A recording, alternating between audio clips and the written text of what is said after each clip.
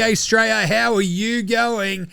Hey, yeah. Are you good? You should be. You really ought to be because TGIF. Am I right? It is Friday, July 3rd, all day. July the 3rd be with you and with you. I'm your host, James Clements. This is NBA Straya here in Larry Armour Studios. Tell you what, Larry Armour, bloody hell, costing me an arm and a bloody leg at the moment. That dog, the diabetes, God, he's costing a lot of money. Anyway, hey, real quick show today. I'm just going to read off a list of off-season winners and losers so far. Simple as that. I literally have no notes apart from a list of names. We're going to go bang, bang, bang, bang, bang, bang, bang, bang, bang. It's going. Buck, buck, buck, buck, buck, buck, buck. It's going to be very, very fun.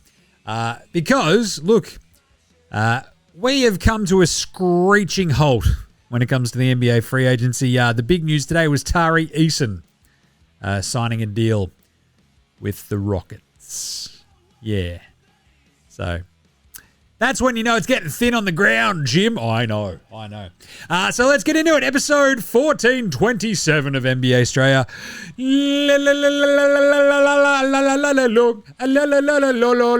Let's go.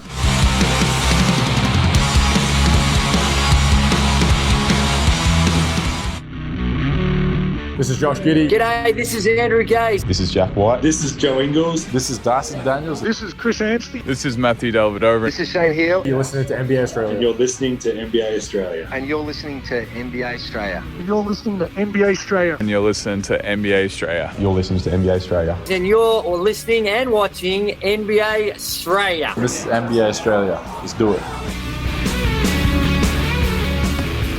Watch out for the shark attack. You better. Oh, you better watch out for the Golden State Warriors attack if you're Yaxel, their rookie. I don't know, man. It's a lot of shit talking already for a bloke who I don't think has met Draymond yet.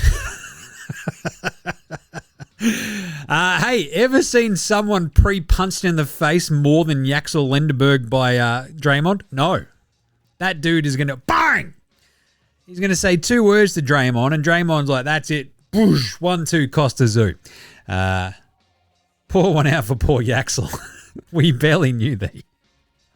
I do like, it's good that it's going back and forth, and there's like a bit of a, ha-ha, this is a bit funny. And then you remember that it's Draymond, and none of it's funny.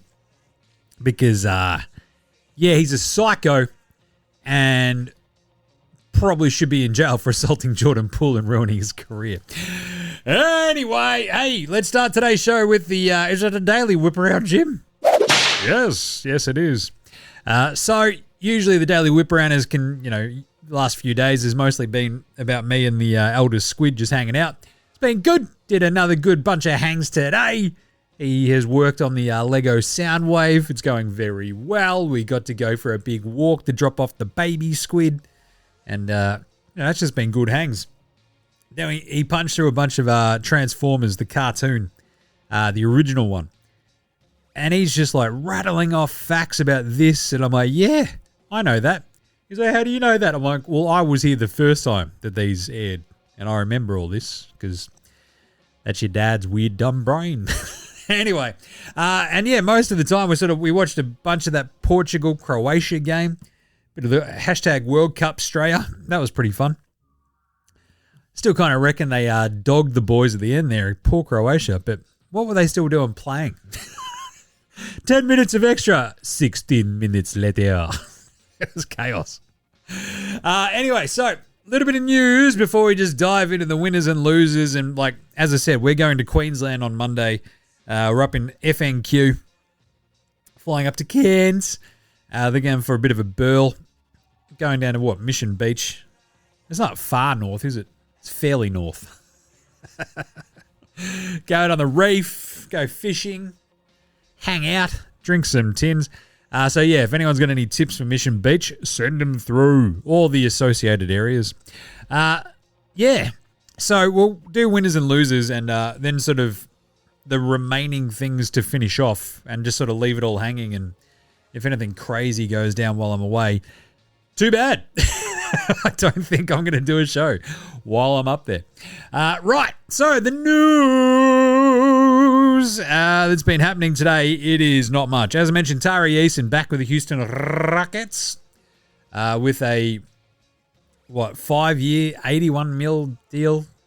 That's good because, I mean, it was so weird this Houston season, right? Like, their entire thing was defense, hard-nosed defense. We've got Amen Thompson, we've got Tari Eason, we'll be all defense. And then Kevin Durant rocks up and he's like, I'm old and I'm good. Give me the ball. It's like, Kevin, can you play some defense? He's like, yes, but you're not going to like it. I hate LP Şengün. I hate all these guys. That little white kid annoys me. It's like, okay, thanks, Kevin. But still, like, keeping Tari Eason with that extension, 5 years, cheap bucks, don't mind it. Very, very nice. What else? Kyle Anderson is off to the Raptors to go hang out with his old mucker, Kawhi. A 1 year deal, 3.9 mil. Oh, Jim, what agent made that transaction? I don't fucking care. That sham shit with the agents, that is the worst fucking sort of ball gargling I hate it. I wouldn't happen if it weren't for the machinations of the agents, this guy and this guy from Fuckheads Anonymous. It's like, for fuck's sake. It is, like, that's their job. Like, shut the fuck. No, I get that this is like transactional for you, Shams, but how did we get to this spot? How are ESPN's journalistic standards? I get that it's on X, the everything app. It's all happening on X. And it's not like exactly as he's getting the fucking agents to write the articles for him that are appearing on ESPN.com. But at some point, shouldn't somebody just tap him on the shoulder and go, Shams, you can't have the agents write the tweets for you. Like, what are we doing here, man? Like, the way you're describing Q Grimes seems like the journalistic integrity has gone completely out the fucking window, mate. But yes, I think we're well past that with Shams, aren't we? Absolute ball-gargling freakazoid that he is. Right. What else is going on? Tyus Jones. He's back on he's to the Nugs, 1 year deal. Tyus Jones fits into the John Collins, Delon Wright, Aaron Holiday, Justin Holiday sort of tier of, oh, wow. And like people who are like, I know ball go, yeah, man, Tyus Jones, that'd be really, really good. And then you get Tyus Jones and you're like, well, this is certainly whelming. It's a whelming tier of dudes. Pat Spencer's off to the Suns on a 2-way deal. Don't mind that. He's got a bit of shit to him.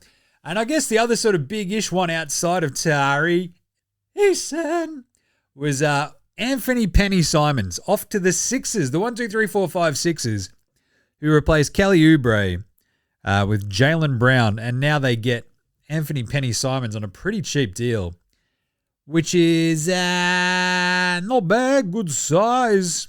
Because 2 years, 12.3 mil is chump change. And suddenly you got like a primo bench guard scorer behind VJ, behind Maxey, behind Jaylen Brown. I love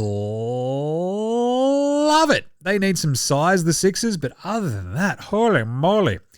Look, no prizes for guessing who's going to be on my winners list in a second. But Jim, what about Daquan Plowden? What about him? Yeah, he's on the Kings again, so that's good. There's also the two other sort of bits and bobs that aren't free agent related. The NBA will be trialing the one free throw just to get all the points during Summer League, right? So this is where you basically, they've been using it in the G League as well since like 1920, I think. 2019-20, not 19-20-20, 19-20-20. Fuck, remember operator, please. Jesus, that was a bunch of kids you just wanted to, fucking smy little gits. Met them once. Lovely. But then it's weird. The game switched back to the standard free throw rule when they get to under 2 minutes and for overtime. So it's a bit weird. And they're also, so talking about that World Cup game today where they're trying to figure out the offside and who's has come off. The sensors in the ball, basically they've got Snicko. They're looking at trialing that as well for the basketball. Great. Now we get to spend more fucking time reviewing shit. But if it can be as quick as like the soccer VAR, I actually don't mind it. So yeah, speed it up, motherfuckers. So the free throw thing, basically one free throw to essentially, any foul, 1, 2, or 3, you hit it and boom, off you go. So not bad. In terms of missing it, go again, I guess. Weird one. Also, Billy Donovan, he's back in POG form. No, he's actually back in assistant coach form, which is pretty smart. He's gone to the Spurs, which feels very much like a Mitch Johnson. We're not going to fire you, but if, like, you just made the finals, we get it. We think you're a very good young coach, Mitch Johnson. But some of that finals run left a little bit to be desired. So here's Billy Donovan just to whisper in your ear and take your job if you fuck up. So yeah, a bit weird, but don't mind that, I guess. I feel like Billy Donovan would have been good in Orlando, but here I am just screaming into the ether. That's about it. Seriously, that was all. So, Jim, what's going on still? Well, there's not much else sort of out there, really, is there? It's like the summer of LeBron 2.0. The fact that we're doing this in 2026 after the original decision in 2010 blows your fucking mind.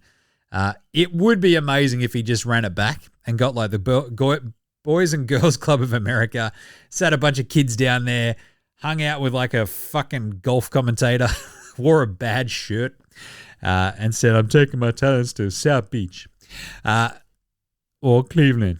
This is for you, Yeah. We still have, Kuminga out there, Draymond, Brad Beal, Westbrook. There's not much else going on though. LeBron, Jaylen Duran.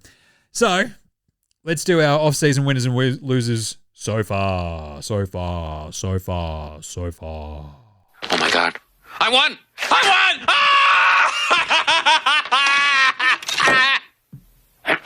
Recapping our day's top story, the winner of today's state lottery is me, Ken Brockman. Got a picture of me? Yeah. Yeah, that'd be the New York Knicks. But Jim, they lost Mitch. Look, they lost Mitch Robinson. Sure. Yeah, it sucks. It's tough. But they are still the champions, and they are the off-season winners until proven otherwise. Losing Mitch is a bit of a kick in the dick. I get it. And he was like very, very important at different parts of that playoff run. I really want to know how he broke his hand. How has this not come out now that he's on Boston? But anyway, the Knicks are still off-season winners because they won the fucking title and they still have the nucleus of their team. And everybody's making moves to catch up to them now, which is kind of cool. Obviously, the other winner, Philly. Why is that, Jim? Well, they got Jaylen Brown for a bag of peanuts named Paul George and his fuck knees and the fact that he's 36. Full name? Question mark. But yes, getting rid of Paul George was like one of their off-season priorities, and having to they were like, oh God, we're going to have to attach a pick to get rid of Paul George. Wait a minute, we give you one more pick and we get Jaylen Brown back? Holy shit. Like, how hard do you reckon they laughed when they hung up the phone on Brad Stevens? They're like, is he pranking us? Jaylen Brown for the fucking cooked carcass of Paul George? Nobody fucking say it. Nobody breathe. God damn it. Just send this into Adam Silver right now. Fucking Jesus. Like, absolute chaos. Because as I said on yesterday's show, right, so much of this means like you don't have to really worry so much about Embiid's prime anymore. You sort of got this weird strata of timelines where you've got Maxey and VJ, and you've now brought in like and absolutely in his prime Jaylen Brown. And like they're your dudes, and like Embiid becomes like a luxury when he's actually out there and playing. It's like, big fella, just get as healthy as you can and we'll figure it all out later. And so this is such a great all-round move where you get off the Paul George just behemoth bullshit contract. You foist it onto one of your rivals. You've got a dude who plays all the time rather than a dude who plays some of the time, maybe. Maxey plays all the time when he's fucking up and about. VJ's a weapon. I love this offseason for Philly as well. They get Dean Wade. They also now add Anthony Penny Simons. So suddenly they've gotten younger, they've gotten better, and they've got a fuck ton of shooting around Maxey, Embiid, and Brown. And I love it. Right, they probably go into next year just going, oh shit. Are they the second or third best team in the East behind like the Knicks? And I don't know. Are they the second best? Probably. Toronto's like, hello, what about us, Jim? And there you go. That's my second winner outside of New York and Philly. So that'd be the third then, Jim. Yes, the third. It would be like, yes, Toronto paid a lot to go get Kawhi. They pry Kawhi Leonard from the LA Clippers. And when I say pry, like, I don't know if the Clippers were that excited to keep him around with the aspiration scandal hanging over their heads. Him just being there and being weird all the time. All that sort of stuff. And so when Toronto were like, oh, yeah, we'll give you 2 firsts. Again, I don't know how quickly LA would have been like, oh, fuck yeah, call that in now, before they fucking renege. Get it in, quick, right? I think we've all been in that situation where, like, you know, you're trying to seal the deal with like a lady and you're trying to play it cool. And it's hard. You're like, oh, God, wait, am I in here? Holy shit. Like, to be honest, that's still, like, it's still to this very day, almost 20 years later, I am still confused as to why old mate, ended up hooking up with your old mate Jim. It makes no sense. She's a smoke show. I'm a moron. And I look like this, right? Makes no sense.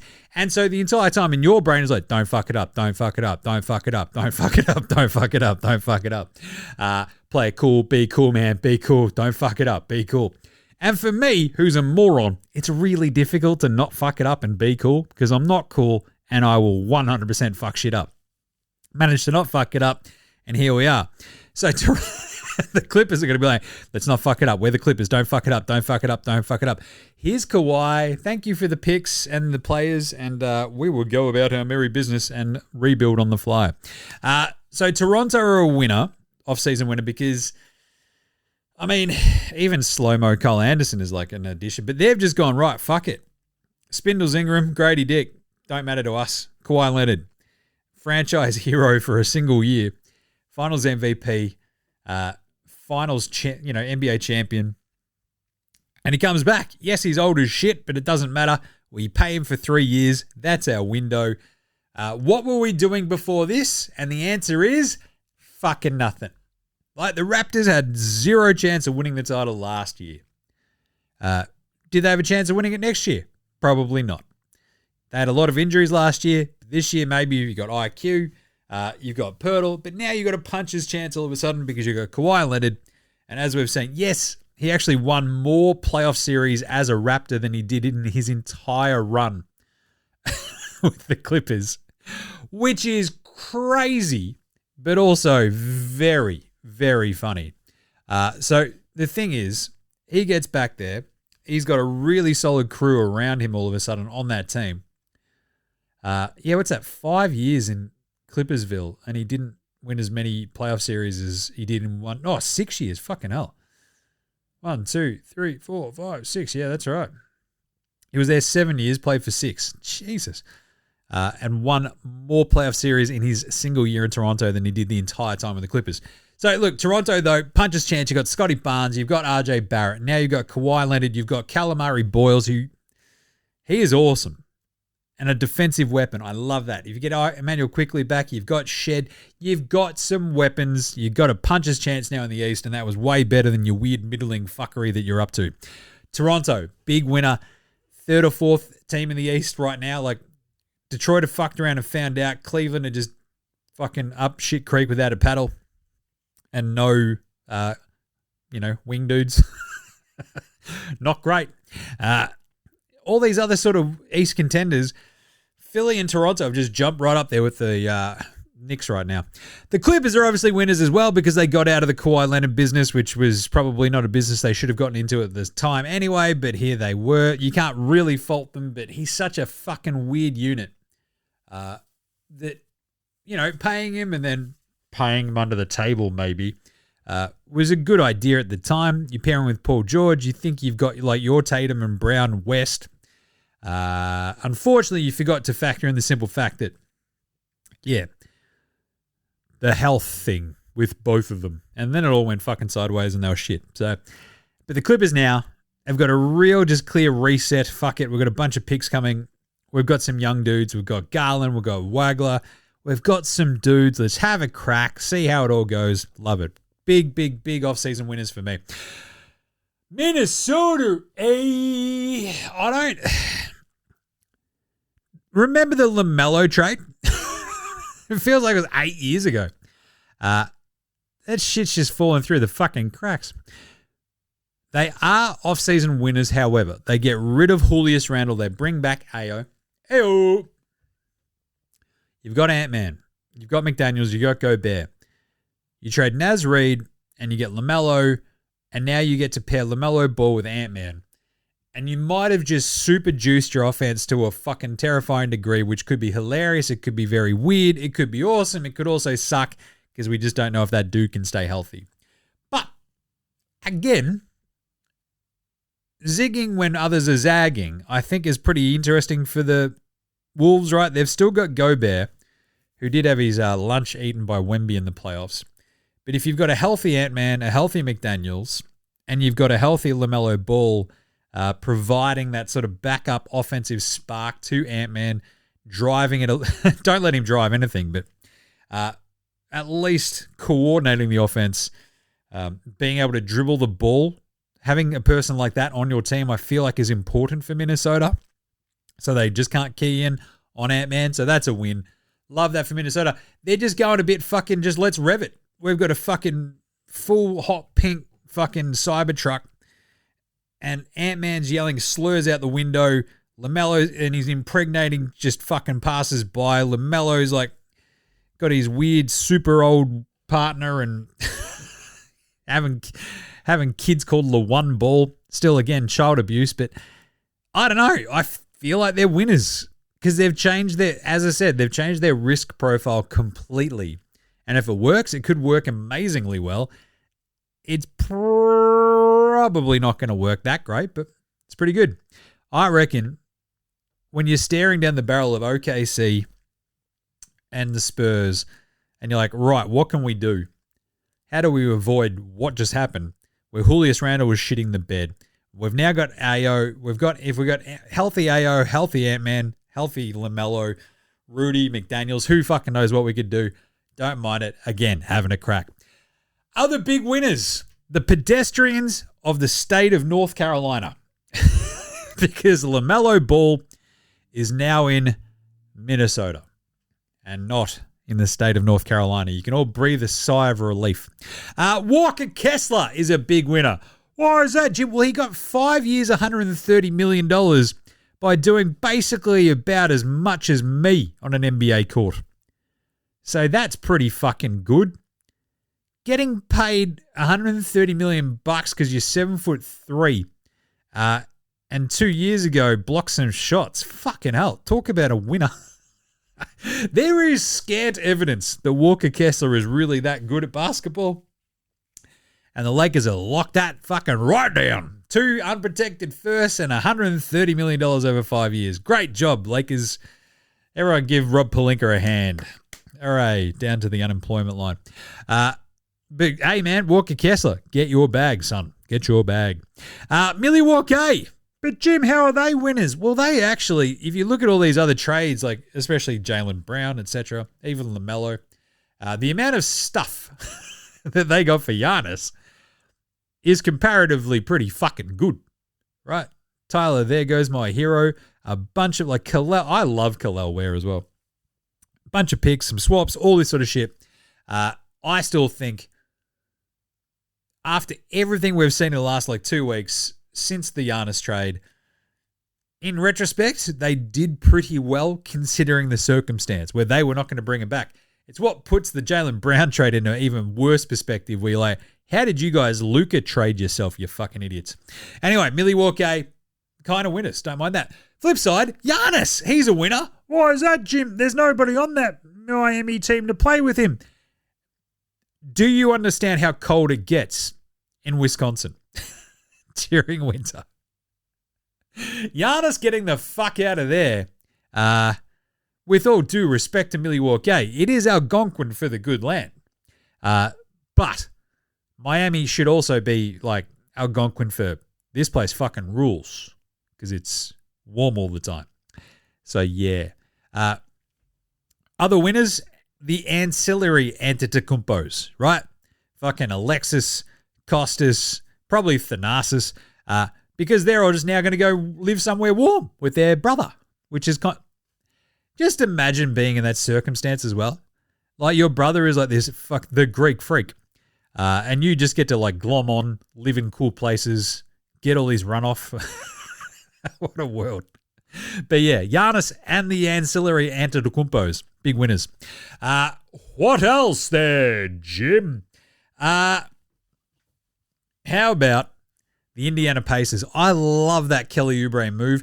Yes, the offseason fucked them a little bit in the draft lottery with the number 5 pick going to the Clippers, but they still do have Zoobs. Getting Oubre as that extra wing scorer is massive, I think, for them. Love that. And nobody is thinking about the Pacers. This is a team that was very, very, very, very fucking close to winning the title 2 years ago. They went to a Game 7. They were leading at halftime. Their talismanic point guard, Torrey's Achilles, they end up losing the game. OKC are the champs. And then everyone forgot about the Pacers. If Halliburton comes back and he's looking okay, not a given, right? Because of the shingles and all that sort of off-season shit that he's sort of been dealing with. But still, like the Pacers moves, like getting Oubre, they're going to be a fucking problem next year. The East is, like, winners are the East. It is going to be an absolute fucking dogfight next year. I love that. Like, try to find the bad teams in the East that aren't like Brooklyn. Right? Like even Chicago or Milwaukee have got dudes. Brooklyn have actually got Michael Porter Jr. and Julius Randle, but the Nets and the Bucks, outside of that, everybody else looks pretty fucking okay. Like even the Hornets moving LaMelo, addition by subtraction. Anybody? Kobe White driving that car. Rather than fucking crazy, woohoo! Wild card, baby! Yeah! Why aren't the brakes working? Because I cut the brakes! Wild card, bitches! Yeah! Wild card, bitches. Who knows what's going to happen there? Miami have Giannis. Orlando have got a bunch of dudes. Washington got AJ DeBanston. They've got Trae Young and Anthony Davis. It's chaos. The East is awesome. And final winner, LeBron James. Why is that, Jim? Well, he now gets to make it all about him. This is the summer of LeBron. He's 68 years old, and he goes into this summer still being now like the most talked about, chased after free agent remaining, just like 16 fucking years ago. He's got all the records. He's won a bunch of titles. He doesn't give a shit. He wants to go play. He wants to go hang out somewhere where he can play golf inside and outside, live his life, and maybe win another title. It's going to be wildly tiresome. And that's why I'm happy just to do this sort of wrap-up off-season show now. Because in case something happens over the weekend, I expect this just to fucking continue on until LeBron just goes, oh, yeah, fuck it. Golden State. in like 2 weeks' time or some shit. And you're like, okay, does Jim have to do a show? And then maybe I will. But until then, fuck it. He can do what he wants. So yeah, there you go. LeBron. How about the losers, Jim? How about the losers? We're not losers. No, you two are winners. Big winners. When I grow up, I want to marry a big winner like you guys. Shut up. Loser. Loser. Loser. Boston. Oh boy, how the mighty have fallen. Getting clowned. Every Boston fan hates it. A 427-year-old Paul George joins your team. He hasn't been good in a bunch of years. He's super old. Jason Tatum's coming off an Achilles. But you got Mitch Robinson. That's good. But yeah, I broke all this down on yesterday's show. To rehash it, like, you didn't have to trade Jaylen Brown now. You didn't have to trade Jaylen Brown to Philly. You didn't have to trade Jaylen Brown for that scant bullshit kick in the dick return. And it seems like you're now being bossed around, Brad Stevens, by your fucking private equity mates who just bought the team. And that's a fucked place to be in. So yeah. Not great, Bob. Not great. This is the 2024 champs. They won the title 2 years ago. Jaylen Brown won the Finals MVP and Eastern Conference Finals MVP. You kick him to the curb. You've disrespected him long enough. And then you trade him for a fucking bucket of bolts that are held together with like clag and like bird bones. It's fucked. So yeah, you didn't make your team demonstrably better with this trade. You got way fucking older, worse, but you got Mitch Robinson and Mike Conley Jr. If there's another trade coming with a bunch of like those picks or whatever that you did get, fine. But that's for further on. For now, losers, because it was a disaster of a trade then. It's a disaster of a trade now.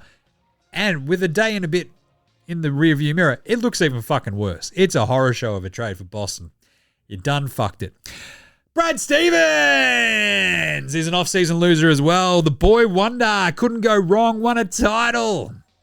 As an executive, look at that. Oh, he's smarter than everybody, learned at the knee of Danny Ainge. Trades Jaylen Brown for Paul George and 2 first-round picks. 1.5 first-round picks, really. God damn. How do you let it get to... Like, I think the big problem I've got with this is how, as like a manager, do you let it get this fucking bad that you're like, oh, God, we just have to get him out of here. At no point do you just have to get him out of here. Like, you can fucking hold on to it. Hold your nose. Don't answer his calls. Ignore him. It doesn't matter. That trade will be there in 2 months' time. Horrible fucking trade. You've just gone out and gone, all right, quick, someone hand me the gun. Bang, bang, bang, bang. Oh, I just shot my foot 3 fucking times because I'm a moron. Great job, everybody. Losers, Miami. But, Jim, they got Giannis and they have no other players. Oh, but they got Tim Hardaway Jr. Awesome. It's a cool story. I do love that his dad is like, no, you can't have number 10, motherfucker. That's for Tim Hardaway Sr., the better one, which I love. But yeah, what is it? Bobby Portis, Bam, Giannis, Davion Mitchell, Simone Vondeggio, Andrew Wiggins. Yeah. I don't know. Miami have got Giannis. You just put some dudes around him if he's healthy. Who fucking knows what can happen? But yeah, you had to gut your team. It's not great. The Lakers, the cream team. The Lakers stink! I don't know, man. The Snowtime Lakers, I'm here for it. Walker Kessler, Jake LaRavia. Is Dalton Connect still there? Let's go the all-white starting 5, he says. The Walker who are you bidding against for Walker Kessler? That's the dude you're going to trade the 2 unprotected first for? Rob Pelinka trying to save his job out here. The Q Grimes deal? Sure. He's fine at that money? I don't know. Right? Mamu? Sure, he's fine at that money? I don't know. Colin the Sexman Sexton as a backup guard behind Reeves and Luka? Yeah, it's all right. But, wow. You've locked yourselves into certainly something. I love it. It's like, I don't know how you can look at this Lakers team and go, yeah, man, we've got the dogs. We're going to go after like OKC and the Spurs. Good fucking luck. That's a horror show. Jaylen Duren, he just got lied to by the Lakers. They're like, they're sitting there during this meeting trying to stop laughing at, we would offer you, 5-year deal, 135 million. Meanwhile, like they're literally texting Walker Kessler on the side going, sign it, sign the contract. Poor Jaylen Duren, they were just using him.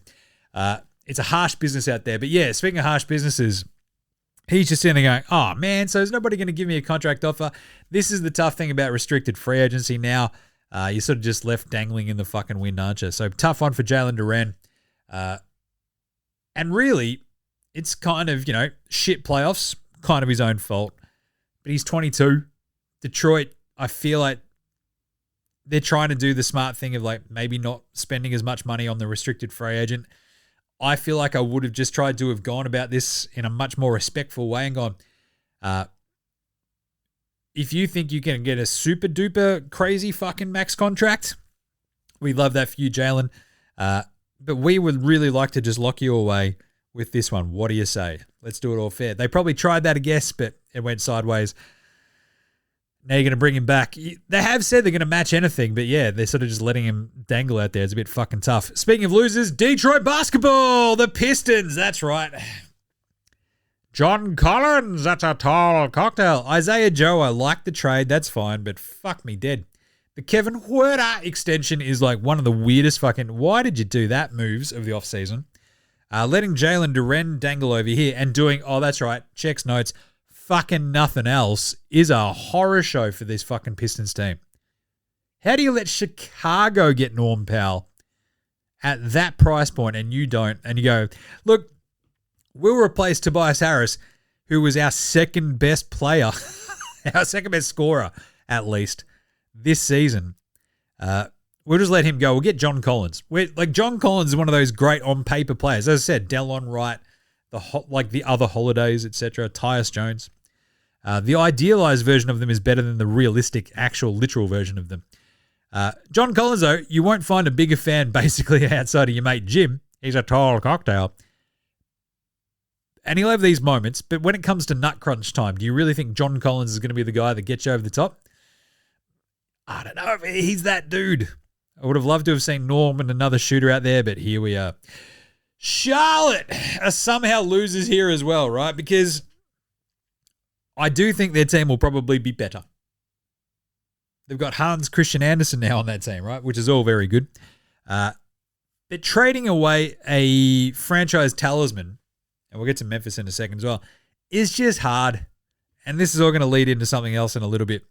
But it's one of those things where it's like, oh, wow, we're going to sell high. It's like, okay, you sold palatable, as I've said. And when you've had such a weird long time in the wilderness and one guy is like the identifiable line of demarcation for when you got relevant again, to fuck him off, guess what? You're probably going to go back to the wilderness for a little bit unless Con Knipple, Brandon Spindles Miller turn into like electric superstars. I don't know if they're that dude. Do they get you over the hump eventually? Who knows? But shipping out LaMelo for that return, it still just sits a bit fucking weird with me. LaMelo is also a bit of a loser. He goes from being the face of a franchise. Now he's like second fiddle to Ant-Man, a bit of a tough one. Memphis waited way too long to trade Ja Morant. What they got was a bit of a... Look, yes, they've now got a very solid front court rotation when they add Jeremiah Grant and Chris Murray to it. But yeah, trading Ja Morant. Ja Morant's also another loser as well. But hey, like as we've pointed out, Portland has the highest quotient of strip clubs per capita in the US of A. So he might be okay. Just don't let him near the firearms. But Memphis, yeah, having the trade Ja, I don't know if you had to trade him. It obviously hit an impasse where they had to, but it just sucks. It just sucks, right? It is so crazy that we went into this year going, oh boy, Trae Young, Ja Morant, LaMelo Ball, they could all get traded. And it's like, nah, they probably won't. And then all three of them did. crazy. Crazy. But yeah, Ja Morant, a bit of a loser because he now goes to a Portland team where they've already got 47 point guards, all of whom are better shooters, ironically, than he. Probably complement each other better than he does, any of them as well. Because you think about Ja Morant, he's like a downhill, north-south kind of dude. He's not giant. The athleticism has waned over the years thanks to all the injuries. It seems very difficult to put him next to Dame. With Giroux and Scoot Henderson there, it's just a bit of a fucking mess. Like, he doesn't get to run his own team. It's just a morass. So a bit of a tough one for Morant. Brooklyn. Oh, but Jim, they did the smart thing and used their cap space and got some... Yeah, they still don't have like an identifiable, that's the fucking dude. Maybe Michael Brown is that, but fuck me. How they haven't shipped off Michael Porter Jr. to Detroit for a bunch of picks, I don't know, man. Golden State. They got the Extreme Zinger Meal back, I guess. Extreme Zinger Meal. That's cool. Outside of that, Al Horford's back. Cool. They're waiting on LeBron. So that's certainly something. And I do love that it's like, yeah, we'll get AD and LeBron together, and Washington like, dude, you have to ask us to get our player. We want to keep AD. So bit of a weird one for Golden State. Just if they don't get LeBron, like what's the plan? They're kind of fucked. We'll wait for Jimmy Butler to come back. Okay, good luck with the 37-year-old coming off the ACL. Bloody hell. So yeah, Golden State, bit of a off-season loser. And then finally, and this is sort of what it comes down to, Adam Silver in this fucking second apron in the CBA and this absolute fascination with transactions.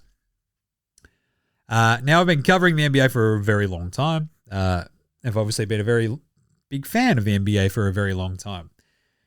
And watching the fascination grow and grow and grow and grow, and the hype and the hype and the hype around the trade deadline and free agency and player movement, it feels like it's gotten to a point where teams are getting rid of a Jaylen Brown or a LaMelo Ball or a Ja Morant, not for basketball reasons. A lot of the time it's like either financial, possibly cultural, whatever. I don't know if it's great for the fans that we all have to do math, right? I don't want to do maths every time I have to talk about basketball. It's I can fit into the mid-level exception, but there's a taxpayer mid-level exception, and I 100% believe that you're keeping your own players, and again, like, you know, having a 7-year-old kid. The other one's there as well, but he's only 3. But the 7-year-old kid who's like, Dad, why is this dude being traded? And it's like, to be honest, it's very complicated. And just imagine all like the Celtics fans, kids out there, just like Jaylen Brown's being traded for Paul George and 2 firsts. And he's like, what? The Clippers building their entire identity around Kawhi and then just pissing him off to Toronto again. Just really weird. And I feel like the direction of the NBA with this transactional stuff, they'll be like, oh, but Jim, the eyeballs across social media is amazing. Is it? Is it? Do you think that helps attendance and grows the game with the eyeballs on social media about transactions? Because I feel like the entire thing, and I've banged on about this for fucking years now, the entire point of the transactions is to get your team better, or at least set yourself up for the future to win an NBA title. We have had 8 different teams do that in the last 8 years, so parity is working. But the sort of lack of through lines for some of these teams, I think, is a really fucking bad thing for fandom. Because again, the way my brain works, the way I look back on epochs and eras and identifiable like markers in my life, it comes down to teams, players, who's where, like, just funny moments from those things, memorable moments from those things. And I think it's just so little fucking piecemeal and all this sort of transactional shit that we're so fucking focused on all the time.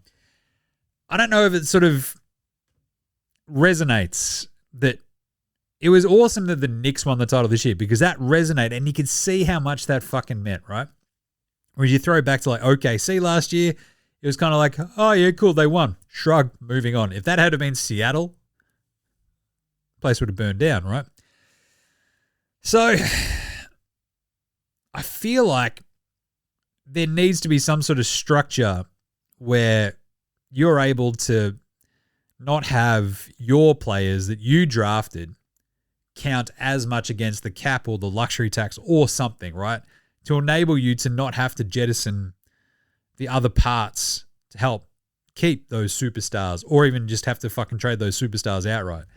It just seems really fucking stupid. So yeah, Adam Silver, once again, oh, but Jim, the social media eyeballs. Great. But how's the game? Right? And then you get this, like, just think about this last 2 weeks. Giannis traded. Julius Randle salary dump. LaMelo traded. Ja traded. LeBron's leaving the Lakers. You get the Kawhi trade. You got the Jaylen Brown trade. There are so many this is like before like the shit show that's in New Orleans. It's just all these the Lakers going absolutely ham. The Warriors maybe getting LeBron. It's just crazy, right? And it's sort of just like a fucking shake the fucking snow globe each year and just see what happens. I don't know if that's great long term, but anyway. Real quick one. Got a great yeah, nah answer from our man IMB about the yeah, nah that I posed yesterday from our man Kieran about, you know, if he glommed onto the Knicks, is that a bad thing? I really liked IMB's response. Very simple. Because he was just like, yeah, very similar to my approach, right? Where it's like, if there's something that you love about that team and speaks to you, it's fine. I don't care if you're jumping on a bandwagon, whatever. That's what being a fan is, right? It's like something that speaks to you and you just glom onto it, maybe irrationally. IMB's answer was really, really good. Here we go. Hey, Jim, regarding the fan question, personally, I break my sports fandom into a few categories. The first tier is completely irrational tribal stuff. This tier is for the Wildcats and the Boomers. There's literally never a thought in my head outside of them being my teams because of where I'm from. I don't know any different. Love that. Perfect. Slightly below that is certain global competitions, cricket, soccer, rugby, etc., World Cups, Ashes, that sort of thing. Love that. Next tier is just stuff I like to see tier. That's often Aussies on NBA teams, fun NBA teams, and I do have a corner of my heart reserved for the Spurs after many years of watching Paddy play. If you're looking for a team to follow in the NBA, my advice would be to do whatever you think is fun and don't take it too seriously. Bang. 100% agree. Well said, IMB. It's a good answer for you there, Kieran. So, you know, jump on the Knicks if that's your vibe. Right, so what's left? As I said at the start, LeBron James, Jaylen Duren. I still think LeBron just ends up with Steph on the Warriors because they could all be a bit fucked if he doesn't. Right? It's pretty funny. Draymond is still opted out. Obviously, Kuminga, he's chatting with Atlanta just to come back anyway. Brad Beal, Westbrook, Aussie Matty T. That'd be good. Rui Hachimura still hasn't signed. There is a bunch of teams sort of chasing after him, but it's not exactly going to move all the needles. And that's real. Like Benny Mathurin still, I think, you know, coming back to the Clippers with the qualifying offer. Who knows? They'll figure out the Harden deal at some point, but that's kind of it. So, yeah, free agency was a bit of a, sure, built around a bunch of really, really crazy other sort of trades and all the other fun stuff. So, yeah, bit weird, bit of a strange few days. Very fun, though. Still, just got to say, we're going to figure out how to keep some of these really, really important dudes and not really fuck over teams with your second apron with guys that you drafted and developed. It sort of seems antithetical to like the entire idea of sports team fandom and like sports leagues and, you know, building someone up and then, oh, well, now we can't afford them. It's like, you're an NBA team. You should be able to afford your own players at all times without having to like ruin your fucking team. Because we're getting to this point where, yeah, you can't have two max players on a team. And that's all well and good, I guess, where you want to stop big threes from happening. But at the same time, you want to have at least big twos. What are we doing? It's weird. But that's it. All right, so unless something crazy happens on the weekend, you won't hear from me from a little bit. Be up in Queensland for the next 2 weeks. Might come back and do another show after that. If not, it's because nothing's happened.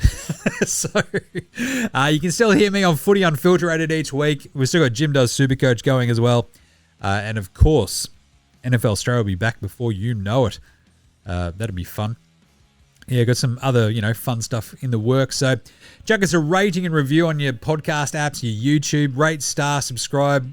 Be really helpful. This has been one of the most fun years of doing this. So, yeah, be really cool if you bang us a review in. Chuck us some stars. Jump in the comments on YouTube, all that sort of stuff. Make sure you subscribe there too.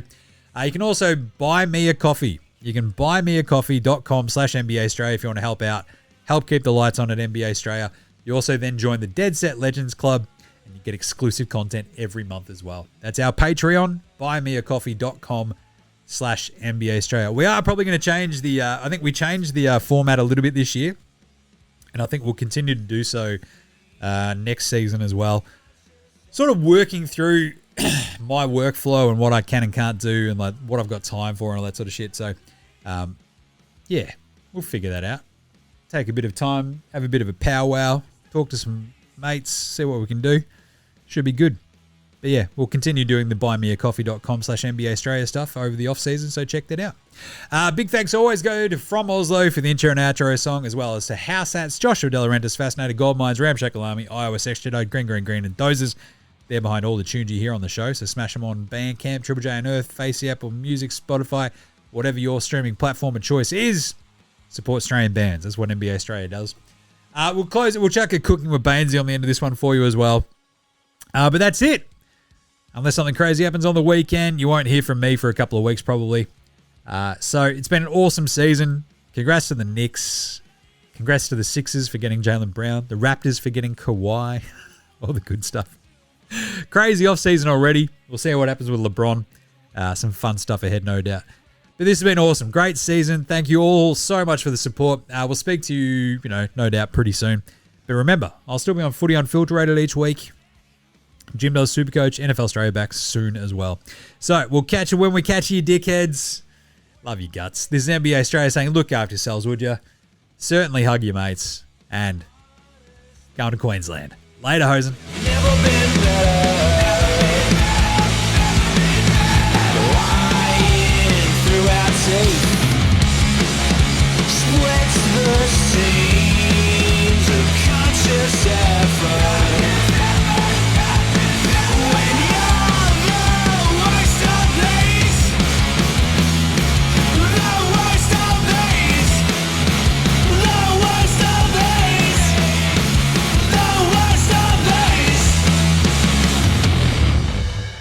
Cooking with Bainesy is filmed in front of a live studio audience. And now it's time for Cooking with Bainesy with your host, Aaron Bangers Baines.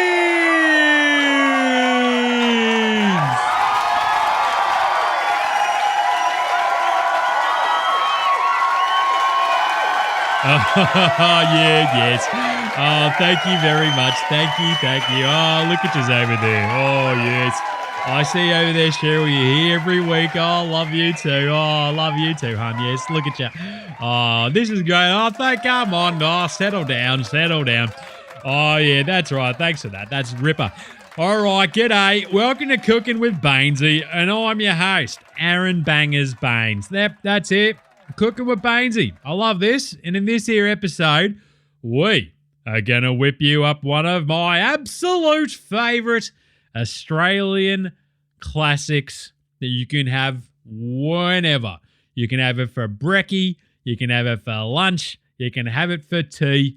It is that absolute modern Australian classic. It's avocado toast. Oh, yes. That's right. It's an absolute Aussie classic now, mate. And after I got this recipe from my little mate Deli, I love me some avo toast. And, maybe not as much as my mate Deli, you know what I mean? But anyway, it's easy as, mate. I punch through enough of this that it definitely helps me keep up this physique, you know what I mean? Every brekkie I'm on this train. So, I reckon you better jump on board. All right, so it is bloody simple, mate. All you gotta do is go down to your soupy and just grab a loaf of whatever bread you like to toast up. Me, I like a bit of multigrain. I like a little bit more crunch in my toast. Just like the screens that I set for the Celtics, a bit of crunch is what I like. Then I grab a ripe old avo, grab a lemon on your way out, and away we go. All right, now, and this is very important. A lot of people try to do fancy shit to avo toast. And look, you can if you really, really want to get all fancy-pantsy. You can put some goat's cheese on there. You can put some tomatoes in there. You can put a bit of red onion if you feel like it. Sprinkle some of that bullshit ducker, which I think is just fucking crumbs or whatever the fuck shit it is. But anyway, all you actually need to do is keep it simple as, mate. Toast, avo, bit of lemon. So it's simple. Fang your bread in the toaster. Then sit back, crack a tin, and let it all get nice and browned up. Doesn't matter what time of the day it is either. When you're cracking a tin and cooking with Bainesy, it's always time for a tin. So, now, slice up your avo, dump it into a bowl, scoop it out. Yep, there you go. Scoop her out into a bowl. Now, mush that bastard up into a paste. Just mush her up. There you go. Just mush her up. Fuck it. There you go. Yep. Now, once that's done, it's all mushed up, all nice. Get your knife. Now, your toast is done. She's popped up. Get your toast out. Now, slather that avo all over your toast about, you go 1 to 2 inches thick, I reckon. That's how I usually go, eh? Absolute, just smother it in avo. Beautiful, look at that. Then drizzle a bit of lemon on top, and away we go. Just bloody well, look at that. Put a bit of salt and pepper on top, and all you have to do then, get your bloody munch on. Oh, how good is that? It is an absolute bloody ripper of a treat. The best bit is it's good for any time of day. Brekkie, avo toast. Lunch, avo toast. Tea, avo toast. It's just bloody delicious, mate. And look, of course, you got to make sure you get your avos when they're in season, or else you'll never be able to afford a bloody house. All right, how easy was that? Thanks to my little mate Dally for the recipe, and I hope yous all enjoy it too. All right, avo toast. Legendary. All right, tune in next week for a brand new recipe, and we'll see yous then on the next episode of Cooking with Bainesy.